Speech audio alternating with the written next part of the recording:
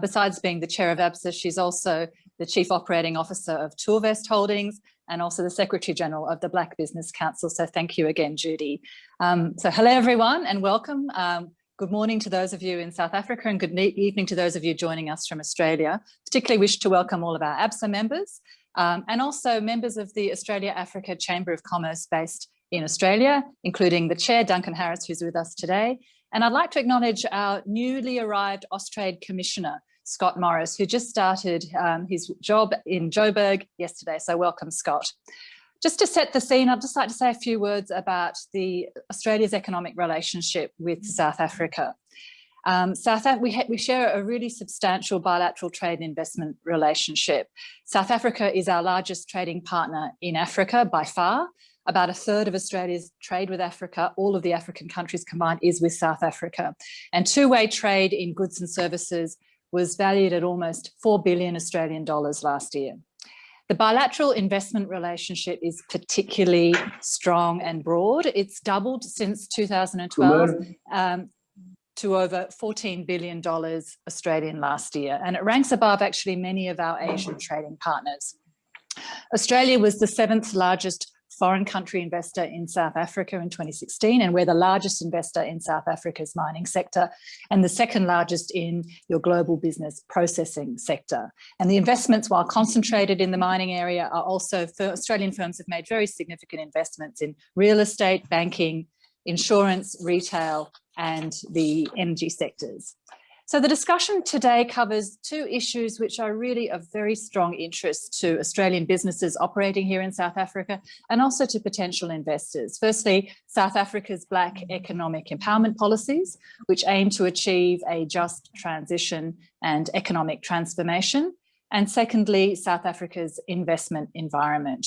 And we're really fortunate to hear from 2 expert speakers, BEE Commissioner Ms. Zodwa Ntuli and Invest South Africa Head Mr. Yunus Houston. So I want to really warmly thank our 2 eminent speakers today.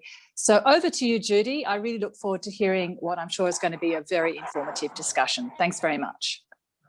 Thank you, and thank you for setting the scene so eloquently.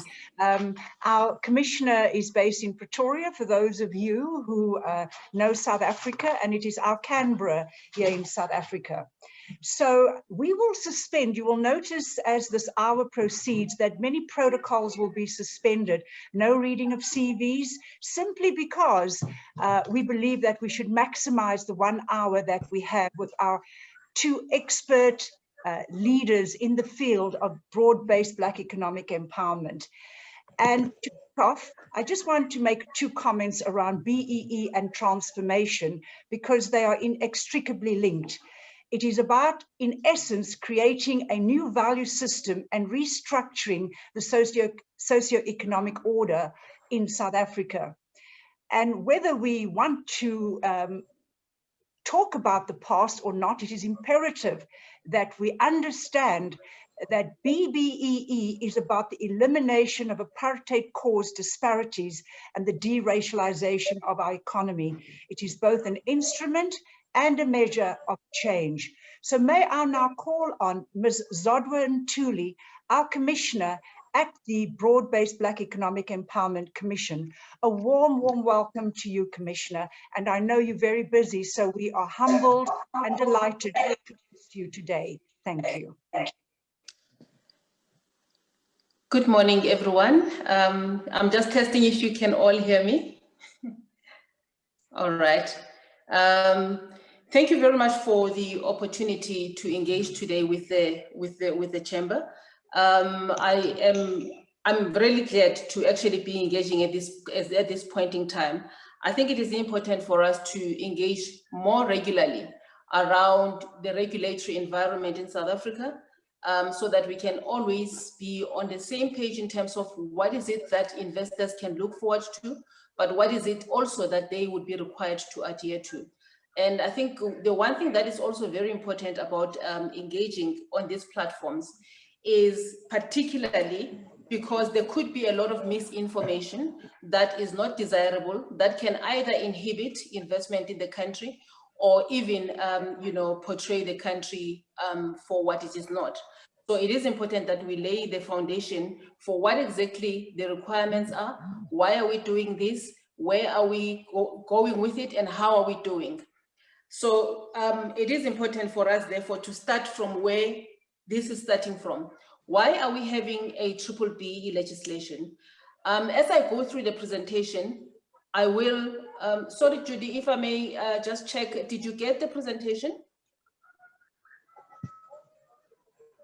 Fabienne, yes, there we have it, Commissioner.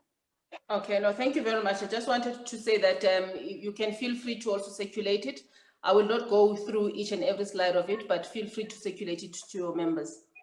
Thank you. Thank you. As Judy has already indicated, it is a constitutional imperative in South Africa for us to drive economic transformation. And the purpose for which we're doing this is to ensure that the South African economy is inclusive, based on the history of South Africa, where a majority of South Africans were excluded from the mainstream economy, and they were particularly excluded from all critical aspects of the economy, including skills development, as well as management and participation in you know, the enterprises in South Africa. So now, based on that, the Constitution demands of us that we create an environment which is inclusive. And as a result, our Constitution is very clear and provides the right to equality to everyone in South Africa, but goes on further to allow the government to introduce legislative and other measures to ensure that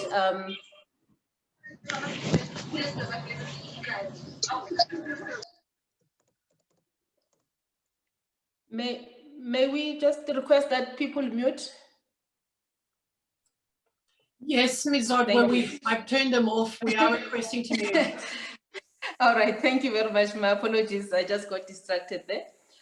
Yes, so it is a fundamental constitutional imperative. As I've indicated, our Section 9 guarantees everyone in South Africa a right to equality. However, for us to achieve the right to equality, it is important that we take into account and implement specific measures that are going to bring about the inclusion of those that were previously excluded from the economy.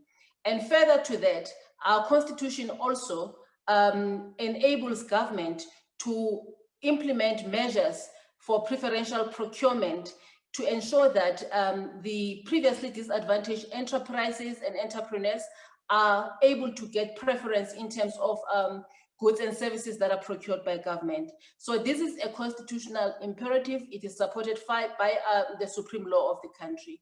So now, if you look at the framework in South Africa, if you ask yourself as an investor and you're outside South Africa and those that are already inside South Africa, what governs the broad-based Black economic empowerment in South Africa? We've got what we call the B-BBEE Act, and the B-BBEE Act basically includes the codes of good practice. It includes the regulations that are gazetted or that may be gazetted by the Minister of Trade, Industry and Competition from time to time. And the minister may also issue notices that are consistent with the Act from time to time to clarify any aspect of the legislation that may be necessary to clarify. And from time to time, the minister does so. But the legislation also establishes the B-BBEE Commission, which is a regulatory entity that is tasked with overseeing the proper implementation of B-BBEE. Fundamental to this mandate of the B-BBEE Commission is to educate and raise awareness in an effort to ensure that everybody that does business in this country understands what is required, and also that it offers to assist those that are struggling with understanding the requirements. So at all times, the B-BBEE Commission is available to ensure that every person that operates in South Africa can be in a position to implement the B-BBEE Commission, the B-BBEE Act, in a manner that will help the country to achieve the economic objectives and the transformation objectives that are set in the legislation. Just to remind everyone in terms of what we mean by broad-based Black economic empowerment in South Africa. The broad-based economic empowerment in South Africa means basically the empowerment of all Black people, in particular women, workers, youth, and people with disabilities, as well as those people that are in rural areas.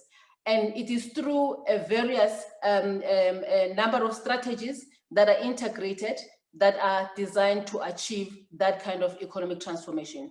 It is for this reason that you'll find that outside the B-BBEE Act itself as a legislation that is directly focused on empowering Black people, there are other related pieces of legislation like the Employment Equity Act, which is designed to transform the workplaces, as well as the other related legislation around redistribution of land and so forth. So it is integrated means, and you'll find also that government has introduced various support mechanisms like funding that is designed specifically to ensure that Black entrepreneurs get the funding to participate meaningfully in the economy.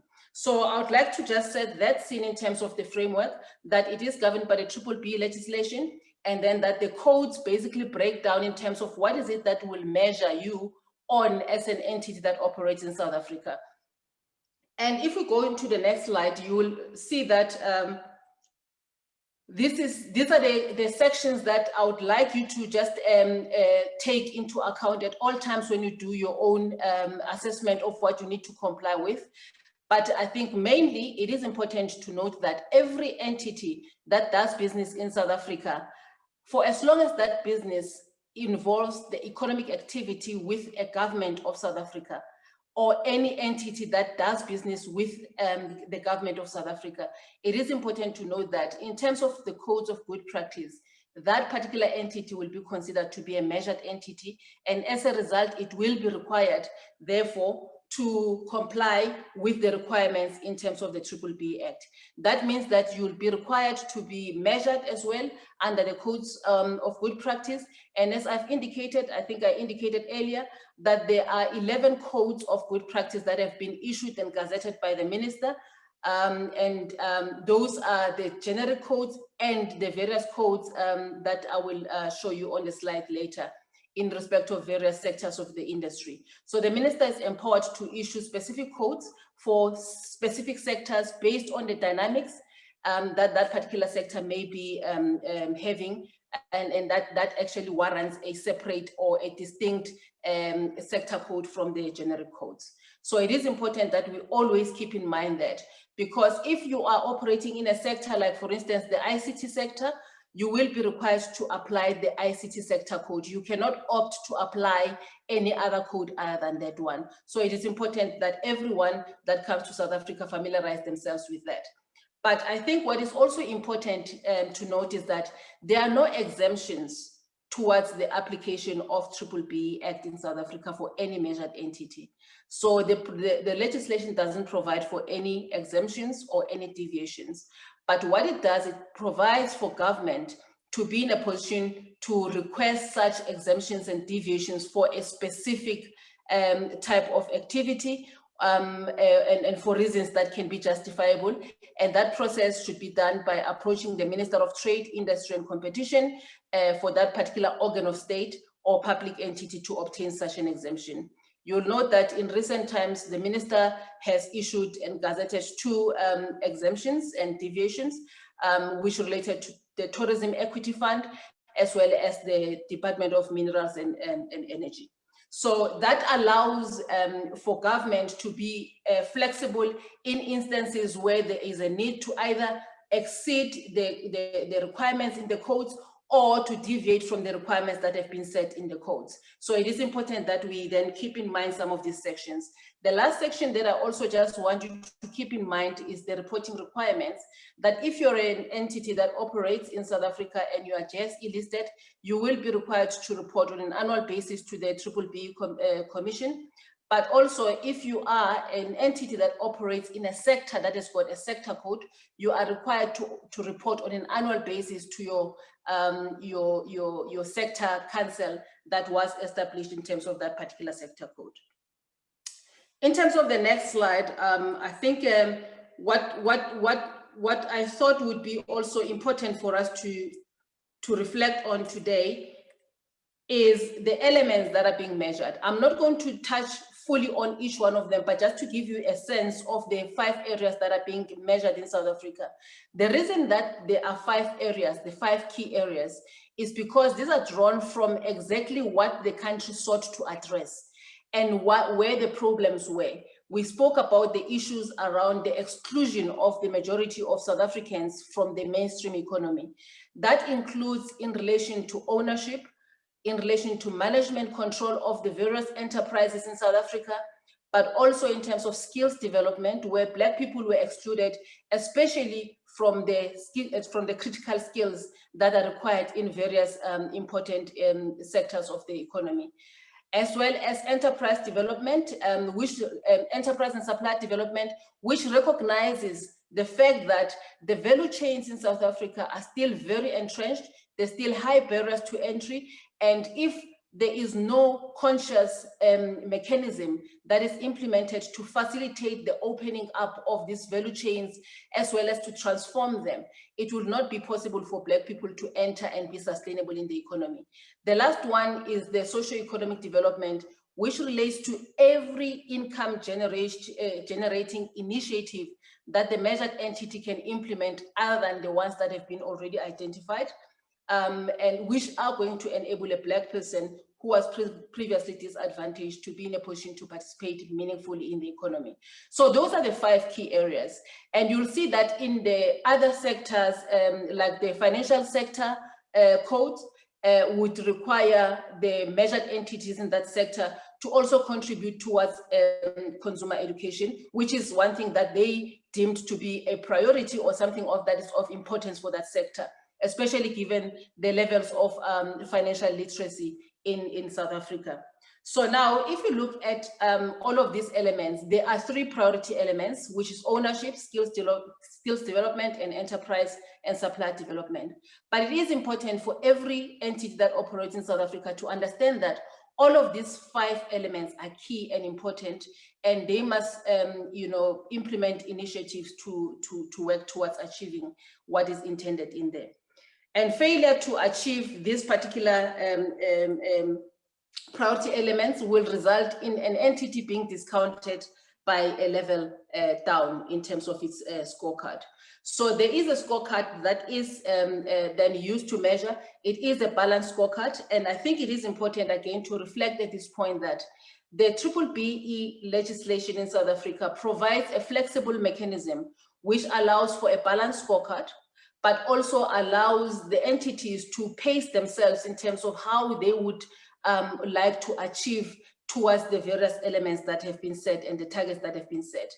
And also what is important is that the legislation also allows for those entities that are smaller, entities that are at 10 million and below, to be exempted from a verification process in order to reduce the cost of doing business for their side. But also over and above that, we provide free advice to all of the entities so that there is no entity that should find compliance with B-BBEE to be more onerous to itself, because we provide free advice and we are available to assist each and every entity that operates in South Africa to be able to understand and implement the legislation. So the one part that is important about the elements is that as I go through them, I'll just highlight the most important things that are important to reflect on or to remember. In terms of ownership, if you could go to the next slide, if you go to ownership, you will find that in terms of ownership, what is important is that there is a target, a minimum target that has been set, and that is 25% plus 1 in terms of ownership. That means that entities that operate in South Africa should ensure that they do have 25% plus 1 in the hands of Black people. And how do we measure this? It is important to also make sure that the equity stake that is allocated can be corresponding or should correspond with the exercisable voting rights, the economic interest, as well as the net value realization. What is key here is that net value realization is important because at the end of the day, what is important is that that equity that has been afforded needs to be given to, that entity must ultimately vest in the hands of Black people to ensure that we're able to deracialize the economy, but as well as able to change the ownership patterns in South Africa. So now, if you look at the ownership element, entities such as the not-profit organizations, NGOs, as well as organs of state and public entities are normally measured using a specialized scorecard because they are not able to contribute to ownership. So a specialized scorecard is used for that. The only time that an NPC or an NPO or an NGO can be able to be used for ownership is when it houses a broad-based scheme, such as a BBOS, an employee share ownership scheme, or any similar collective scheme of that nature. It is only then that it can be recognized, but then even then, it must meet the requirements that are set in the codes of good practice for that particular scheme, whether it's an ESOP or whether it's a BPO. So the one thing that continues to be a challenge around ownership is the fronting practices that we find, and also the schemes that are designed in a sophisticated manner to circumvent the legislation or present the picture that is not a true reflection of what ownership looks like. Now, if you look at that, looking at ownership and the requirements thereof, for entities that are multinationals, that are foreign entities that are operating in South Africa, there is an alternative to the ownership initiative. So where multinationals are not able to get into an ownership transaction, they are allowed to then apply to the Minister of Trade, Industry and Competition to do what we call an equity equivalent investment program. This basically means that in lieu of ownership, you are allowed to make a contribution towards other elements such as enterprise development, skills, as well as research and development. And this is a process that is administered by the Department of Trade, Industry and Competition. And there's a team of people there in the BEE unit as well, who are there to assist all the people that want to come into the country, or those that wish to initiate an equity equivalent investment program to be able to do so within a particular period of time that they will be able to assist them until they get to a point where they meet the requirements for the minister to approve it. There are a number of equity equivalent programs that have already been approved, and I think entities could also learn from those in terms of just understanding how they have been implemented, and where some of them have not been successful, then they can then be in a position to improve on that. In terms of the requirements, a multinational can contribute about 25% of the business value of its operations in South Africa, or it can contribute 4% of the total revenue of its operations in South Africa. So it is important to note that as a multinational, you're not compelled to get into an equity equivalent deal. However, the main requirement that a number of multinationals are struggling with is the requirement that such an entity must have the global policy that prevents it from entering into your traditional equity or share type transactions. And in that case, a number of entities have done transactions in other jurisdictions, and sometimes therefore it becomes very difficult for them to meet the requirements that are set in the equity equivalent program, because of the fact that if they've been able to do equity deals in other jurisdictions, there shouldn't be a reason for them to do a deal in South Africa. However, for those that legitimately have a policy that prevents them from doing that, the legislation does provide for a mechanism. So it is important that we know that. And now, if you look at the next element, which is management control, links directly to the ownership element.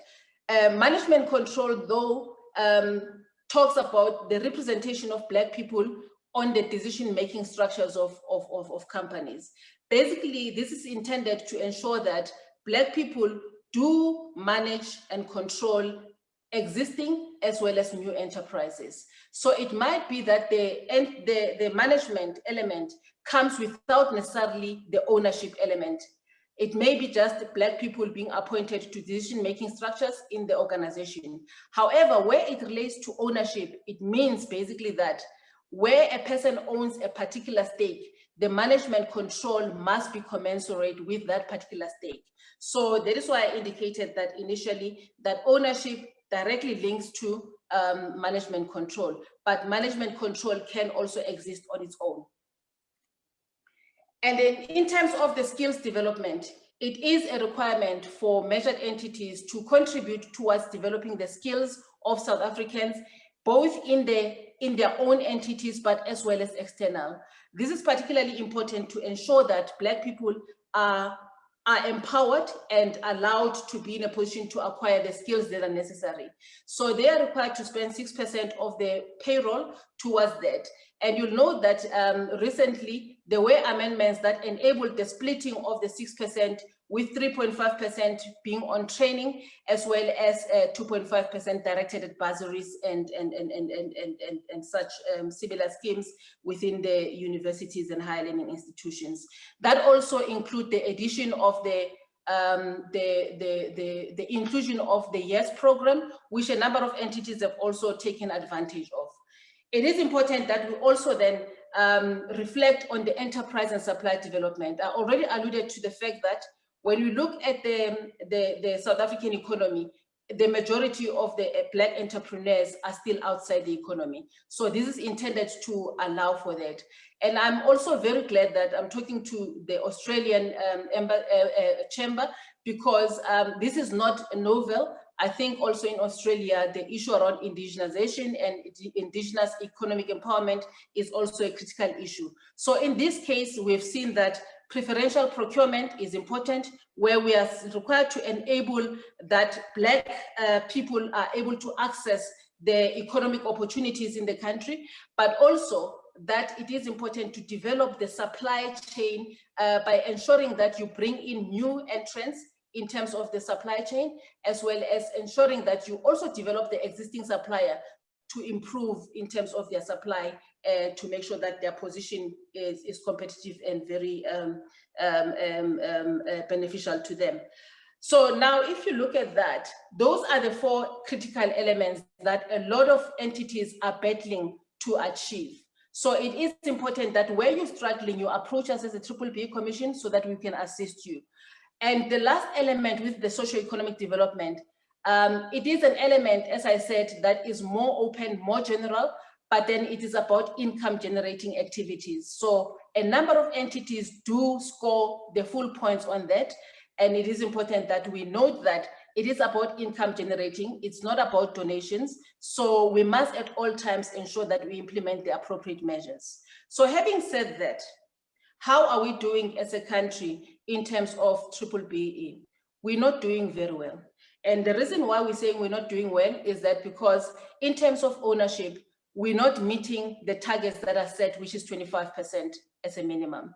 And we've seen that with the recent figures of our report, we are moving at around 31%, which is still very, very low compared to where we are coming from as a country. Most of the sectors are not meeting the minimum codes, but on average, we are somewhere around 31%. But also what is important as well, and what is of concern though, is that the majority of the entities are not meeting the priority elements. And that means, therefore, we are not able to make the impact that we need to make as a country. So I would like to appeal to all of the entities, all of the officials that advise those entities to feel free to engage government at all times, because B-BBEE is a policy that requires coordination amongst all of the role players for it to be effective. It is an inclusive economic policy, and therefore no single person can really do on their own to make the impact. So we need to coordinate, and we do have free advice, as I've indicated. But I think also what is important to mention in this particular forum is that B-BBEE gives an opportunity for cooperation between the Australian companies and the South African-based companies. But it also presents an opportunity for partnerships such as joint ventures to be implemented, as well as to an opportunity to align to the policies and the initiatives that are a priority to South Africa, such as the district development model, where specific selected districts in the country are being developed. So skills development initiatives and other investment programs could be directed to support government to develop those districts. In conclusion, I would like to thank you all for the presentation, and I will be available to take any questions that you might have. Thank you very much. Thank you so much, Commissioner, for that excellent overview historically, and you concluded at just the right note in terms of how are we doing, and with some great suggestions for South African companies around JVs and district development and inputs. May I now call on our next speaker, who comes from the Department of Trade, Industry and Competition, Mr. Yunus Hussein, who is in charge of inward investment attraction, because that's the next pillar in the webinar today, FDI and investment. Mr. Hussein, how are we doing? Over to you. Thank you, moderator and Judy. Kwedi. Greetings to everybody, and special thanks to Faina Geet Amnat and my fellow panelists, the Commissioner of the BEE Commission, and the members of the Australian Business Chamber, and as well as Australia-Africa Chamber of Commerce.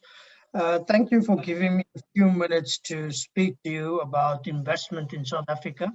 I will not be doing a presentation, but talking to some of the matters and opportunities, as I think the best part of the discussion would be on the Black Economic Empowerment Policy that was articulated by the Commissioner just before me.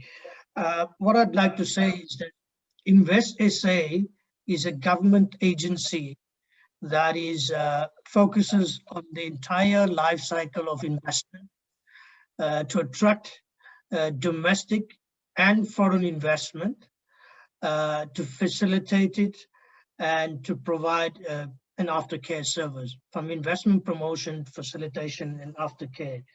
What we do is that we intergovernmentally coordinate with all levels of state, the three-tier system of government, to make it as seamless as possible for investors when they are looking at an opportunity, when they develop a project, to provide them specialist advisory on the policy framework, as the Commissioner articulated, and then on the regulatory aspects, navigate the administrative areas of government, and to meet a number of stakeholders so that the investment is quite seamless, and to provide a post-investment service.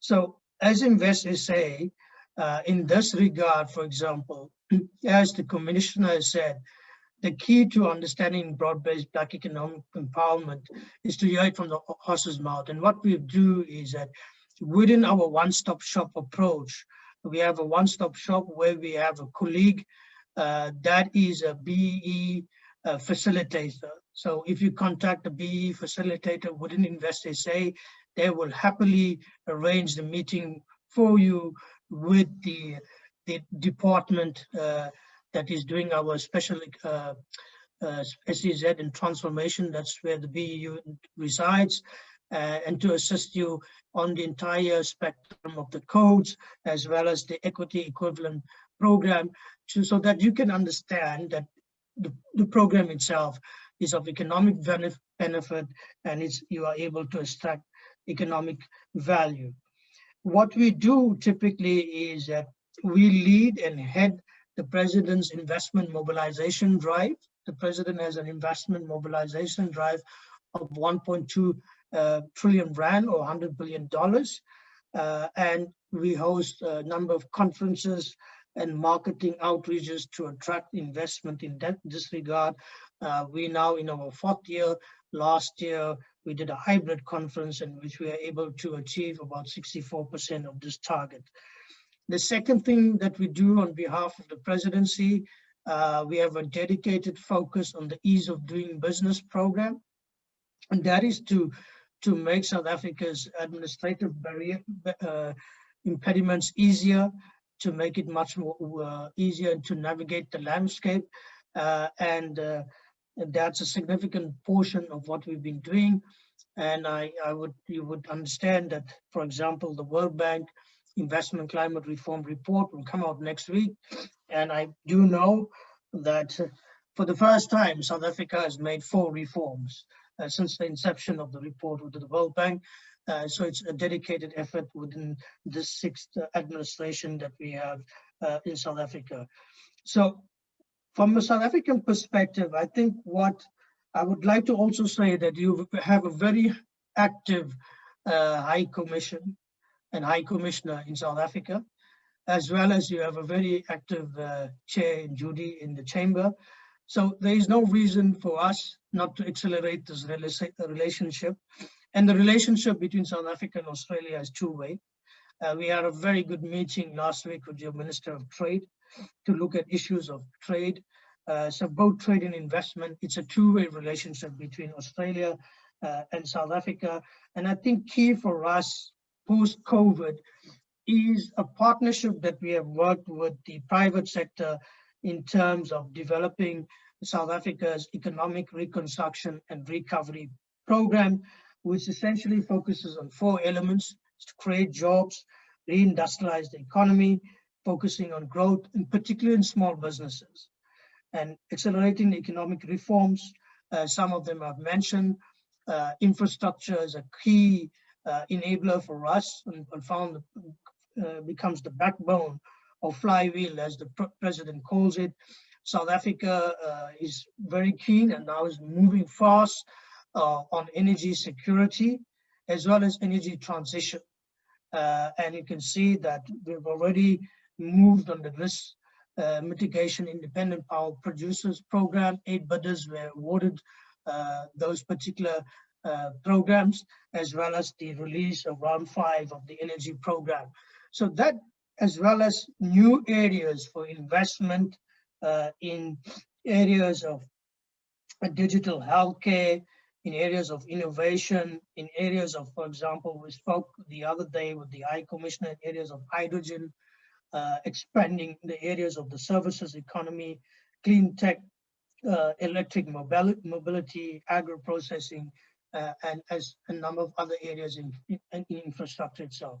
I think that mining and the mining value chain would be a significant opportunity for South Africa, as we're looking at other areas of using the raw materials such as the platinum in terms of beneficiation, in terms of the electric mobility program, as well as fuel cell. And this also brings about some new opportunities, particularly in the light of the African Continental Free Trade Agreement, which went live in January. This brings about significant, sizable markets, particularly for infrastructure development, for integration, as well as trade and investment. And I think that from Australia's perspective, when you're looking at the African continent, you need to look at where would you locate your regional manufacturing or services hub.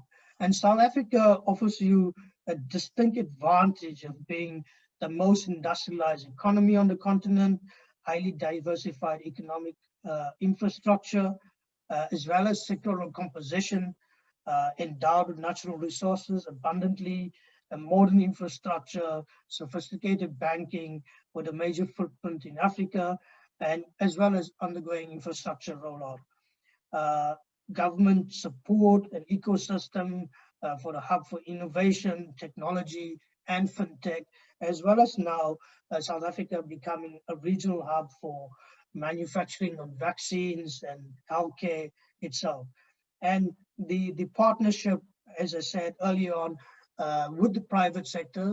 So this is what we do. We in the GTIC, it's the family that we come from, Department of Trade, Industry and Competition.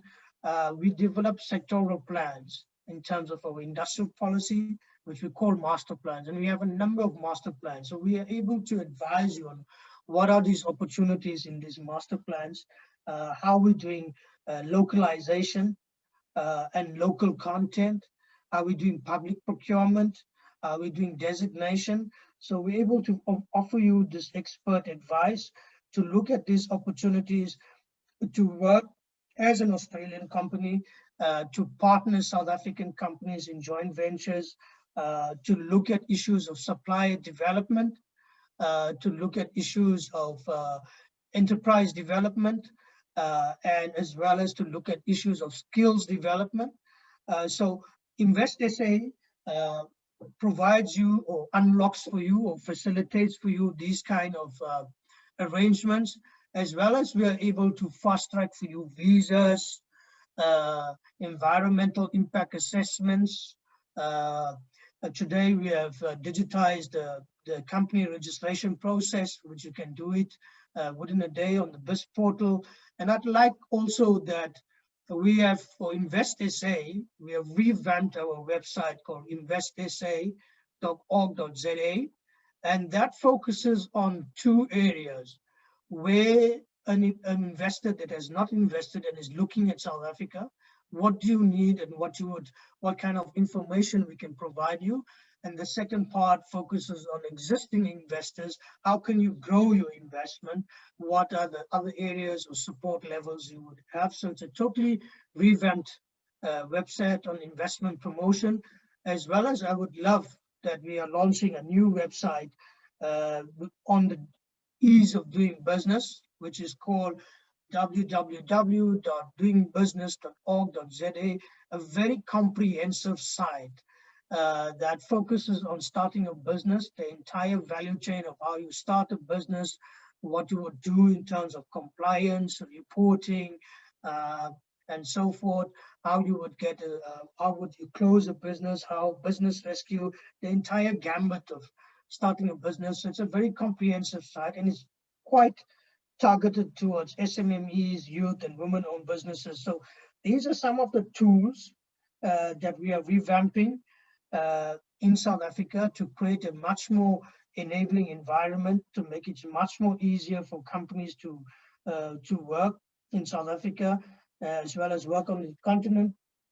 And then lastly, I say within those master plans, I see there is a question in the chat. We're happy to provide you those master plans that we have done, but also other opportunities in terms of like medical devices, big data, digital telemedicine, and areas of healthcare that we could look at into complementarities with Australia, as well as opportunities where we can work jointly on investment, as well as encourage trade between our countries and work together on the African continent. So South Africa is a small country itself in terms of the global trade and investment, has one of the finest market access regimes globally.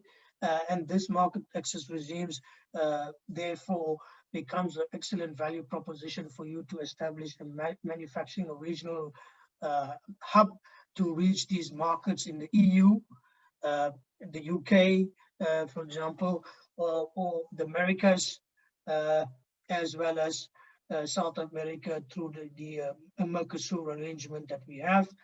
But significantly, our work in terms of both trade and investment is the opening up of the markets in terms of supporting infrastructure development, integration and trade on the African continent.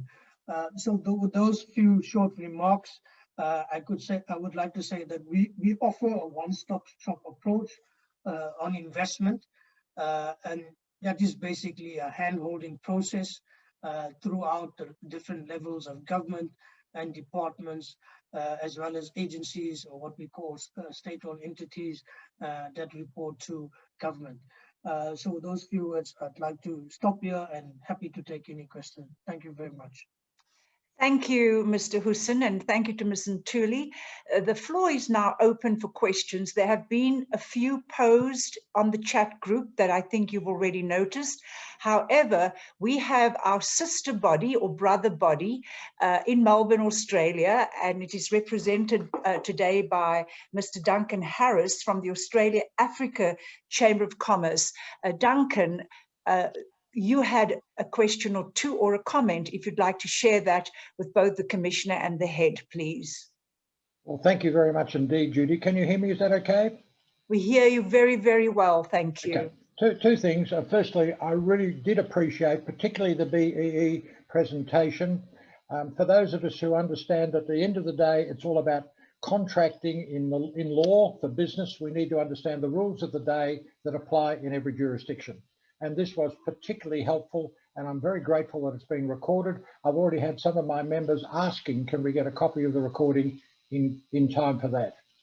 Secondly, in relation to the South African investment, we just recently, and I was very impressed about the reference to the Continental Africa Free Trade Agreement, because we actually hosted the Secretary General for the Secretariat 2 weeks ago with DFAT, Austrade, and some of our other partners to have a proper understanding what the economic connections can be. And by the way, he happens to be a very proud South African, Mr. Mene, M-E-N-E. He's a very, very able and impressive gentleman. So I listened very carefully. South Africa business is very much on the number, and I look forward to the new website being available so we can actually also make that a useful tool for Australian companies looking to invest in it. Above all else, I want to say, just by way of an observation, I thank you for allowing us to participate in this today. I think you've got an excellent platform on what you're doing. Thank you very, very much. So that was more an observation and a commitment in terms of ensuring that there is no misunderstanding and that there is the limiting of the misinformation that is often in the marketplace that detracts and distracts from the imperatives of BEE. Our next question is going to come from Regina Molly, and it really is to you, Mr. Hussein, because you raised the issue of minerals, hydrogen, etc. Regina, could you ask your question, please? Sure. Thank you, Eunice, for your time today. As an Australian residing in South Africa with a mining background, we have a particular interest in hydrogen. South Africa is very advanced in hydrogen and are global leaders in PGEs. What opportunities do you think we could leverage between Australia and South Africa in the intellectual knowledge that South Africa has around hydrogen energy?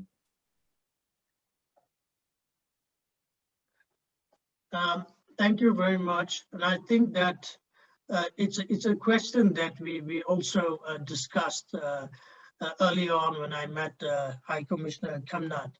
It's a great possibility, given that both economies are by and large mineral economies, and the opportunity for us to look from a scientific research and development perspective, how we can work together to see the total value chain and which value chain that we can complement and work together with in South Africa. As you know, in South Africa, we have Hydrogen SA that reports to the Department of Science and Innovation that has done our roadmap on hydrogen. And from our perspective in the DTIC, because there are different government departments, it also would cut across the Department of Mineral Resources and Energy. On our side, we will look at the industrialization part of it. And I think that for South Africa's perspective, this would be, I think, the biggest sector that if we do it right, we can really excel. There's no reason why South Africa cannot be the largest exporter of green hydrogen globally. So that is how big the sector could be for us. But it remains in what product segment of value chain and partnership, for example. We had this brief discussion with the High Commissioner, but we talked to, for example, Germany, we talked to UK, we talked to Japan. So in the value chain, and I know I'm very, very bullish about the electric mobility side, on the electric batteries and so forth. But there's a total value chain in which South Africa is both capable in the green hydrogen side as well as blue hydrogen. So that is how big the sector is, and Australia could be a good partner for South Africa because of the commodity, the raw material that we both have competencies on. So I think it is an area that maybe we should actually, I'm just throwing this aloud, that it should be explored on a G2G level. Thank you very much. Commissioner Ntuli, I have a question that is not on the chat site. It was sent through to us, and it relates to a reflection on the codes. And the question is as follows. Some sectors identified in the early 2000s were considered essential sites for economic transformation, yet they are not conducive to sustained economic transformation. And conversely, new areas like renewables, digital technology, data analytics, and platform economies, where Australia is particularly strong, may require greater scrutiny in order to unlock opportunities for empowerment. What are the possibilities that policy may be reconfigured in order to accommodate the changes with greenfields and new areas in business? Thank you, Commissioner.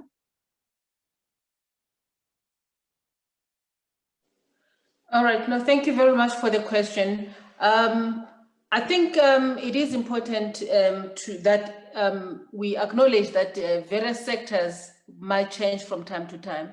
But as I indicated earlier, that the B-BBEE legislation is flexible in a sense that if there's a new sector or there are new developments in the sector, a specific sector code can either be developed, and in instances where there is an existing sector code, it can be amended to then take into account those new developments. So I do believe that there is an opportunity, obviously, for every jurisdiction to reflect on the implementation of its legislation, and where there are changes that are required, proposals can be made. But I think what has been explained now is something that can be either a new specific sector code or the adjustment to the existing sector code can be done. So that is the flexibility that is embedded in the framework. And I do think that with engagement between us and the entities, then we can come up with a solution. Great, thank you so much. Mr. Hussein, one directly to you. You may have seen it on the chat group. Red tape, red tape, red tape.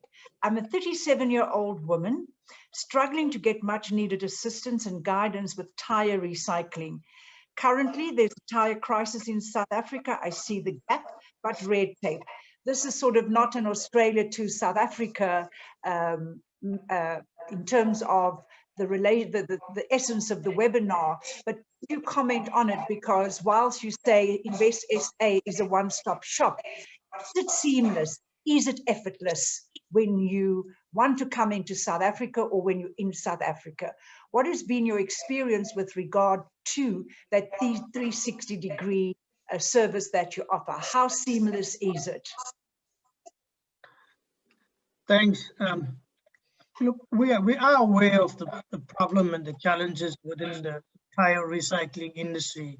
And that is why I think what Invest SA is an advocacy unit within government for the private sector. It provides a listening ear to the private sector. I'd be happy if you contact me. I've given you my details and Rashmi Raghavan's details. If you contact us and see what is it that we can do for you on this particular problem or issue that you say you have with the tire recycling unit. That is our job, is to unblock these kind of challenges when they arise and see if there are issues on the government side. Then it's something that we can see how we can unlock that and unblock that. Great. I wonder if I could put Mr. Scott Morris on the spot for a moment as the new arrival into South Africa. I wonder if you could share with us your perceptions prior to arrival in terms of these instruments and policies.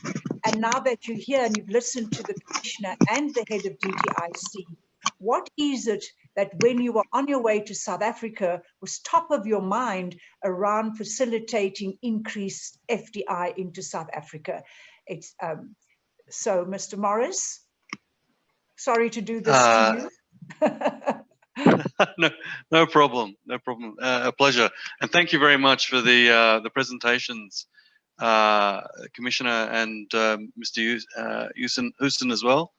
I found them very informative. Look, I guess fundamentally, my role being the opposite of DTIC is to encourage investment into Australia, but taking account of the South Africa's desire to increase investment from Australia into Africa, I think the win-win solution is really foremost in my mind.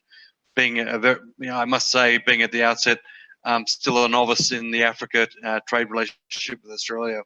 I think what's sprung to my mind mostly, obviously, with our large engagement in the mining and METS community in Africa, skills development, that struck me quite considerably. In other words, investing in skills development. I think there's a lot of ground that hasn't been covered so far yet in terms of co-investment or innovative co-investment between our miners, METS companies, and potentially some educational institutions to uncover opportunity there and assist with South Africa's agenda. I'm aware that we have natural assets, perhaps more so than many other countries in Africa, in that we've got a very large immigrant population from South Africa in Australia. So I see the future as very positive, but I think I've heard some really good key messages from the South African government on this particular webinar about digitisation, forward thinking in terms of better explaining the regulations and laws. And I can say that, having spoken to a number of companies before I left Australia, mainly in Perth, that is one of the key issues that they have, is gaining and grasping a better understanding of the legal environment, and particularly when it comes to B-BBEE and how it applies to their ongoing investments is critical for them. So these kinds of initiatives are really welcome and beyond being a great learning opportunity for me. I'm not sure that answers your question, but no, I also think it is important that all partners on the call today know who our go-to people are in Pretoria. So, Mr. Hussein, there was a question directly for you. I noted you said that there's opportunities for foreign investors to invest in South Africa. I'm not clear on whether they invest into South Africa directly, or do they or they look specifically at companies to invest in. If so, please enlighten us on how to seize these opportunities. I hope the question's clear. I've taken it directly from the chat group. Thank you very much, Judy, for that question, and the person that posed the question. South Africa is an open economy. So the thing is, you can invest directly as a company in South Africa. And many people do that, or it has a very robust competition commission and competition act, where you can do a merger and acquisition, you can invest in companies, you can buy out companies, and as I said, it works. It's a very open economy that you can invest directly, or you can do a joint venture, you can buy out a company, or you can invest in companies. So, and depending on an opportunity, on a business case, it's up to you how you would want to enter the market. If you look at our website, as I said, investsa.org.za, you'll get an idea of some of the sectors that you can, or opportunities that you can invest in. We have a number of DFIs also, as well as a number of institutions, like Judy is the Secretary General of the Black Business Council, that can provide companies to you that you may want to joint venture in terms of your investment plan in South Africa. So it's a very open economy. We're happy to sit down with a company and advise them throughout this journey of investment into South Africa. Thank you. Thank you. We are unfortunately drawing to a close, and we respect the time of every participant and every speaker. So I will ask Eugene Olim, also from Pretoria, to pose the last question and to answer the question that was posed in the chat group. Over to you. He's the first secretary at the Australian High Commission. And I keep wanting to say Canberra, where I've spent maybe too many years, everybody. And I have to remind myself that everyone is in Pretoria. Over to you, Eugene. Thank you, Judy, and hello to everyone. I've got a question which is a slight, it's not exactly the remit of either the Commissioner or Mr. Hussein, but we'd be very interested in your views or any perspective that you might be able to throw onto this issue, which is to do with discussions in Parliament on land expropriation, where it is an issue which it bears on the Black Economic Empowerment agenda, and it also does affect the investment environment. I'd be very interested in just to get your initial views on where do you think this is going in South Africa, and what should foreign business here be preparing themselves for? Thank you. Excellent question, Mr. Olim. So, Ms. Ntuli, you have expansive insights. So, if you could have a go at the question first, please, without compromising your position. No, thank you very much. Fortunately, I am not wearing a personal cap, so I can only give you an institutional response to that. But I would like to say that South Africa, as Mr. Hussein has indicated, is a very open environment for business.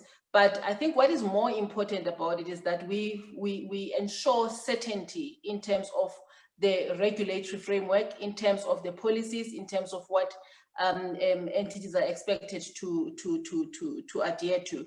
So in terms of the land reform process, there are specific policies that are implemented in South Africa. Anyway, starting from our constitution that does, that set out the parameters in terms of the extent to which various mechanisms can be implemented in South Africa, with the rights of various individuals entrenched in the constitution. And flowing from that, you know that the Department of Land and Rural Development has always been engaged with this particular process, setting out policies in terms of facilitating the transfer of ownership, the support mechanisms and funding towards the various land reform processes.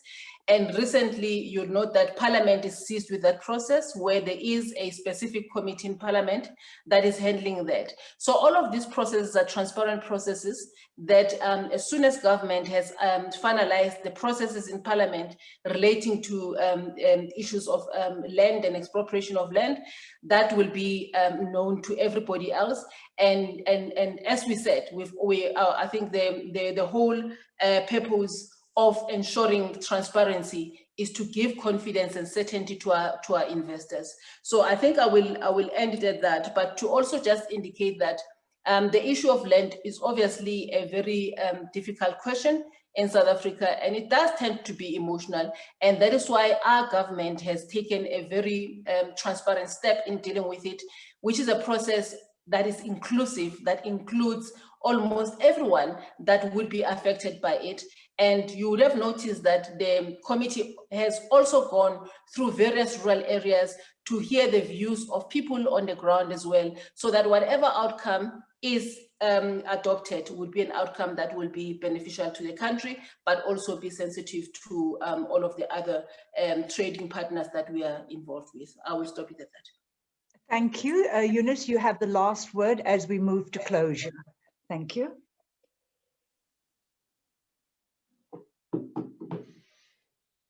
You are about to unmute yourself. Thank you.